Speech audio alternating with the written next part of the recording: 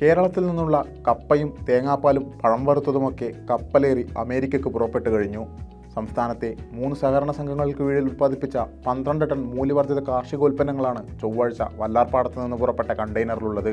സഹകരണ സംഘങ്ങളിൽ നിന്നുള്ള മൂല്യവർദ്ധിത കാർഷികോൽപ്പന്നങ്ങൾ വിദേശ വിപണിയിൽ എത്തിക്കുന്നതാണ് പദ്ധതി. സഹകരണ മന്ത്രി VN വാസവൻ ഫ്ലാഗ് ഓഫ് ചെയ്തു.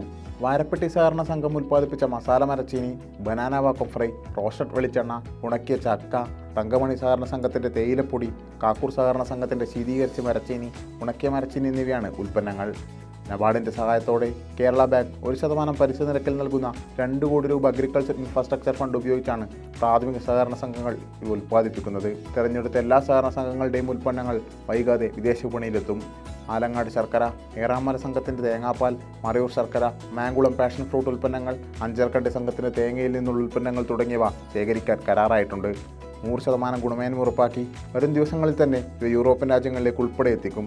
കോതമംഗലം ആസ്ഥാനമായുള്ള മഠത്തിൽ എക്സ്പോർട്ടേഴ്സിനാണ് ഉൽപ്പന്നങ്ങൾ വിദേശ വിപണിയിൽ എത്തിക്കാനുള്ള ചുമതല.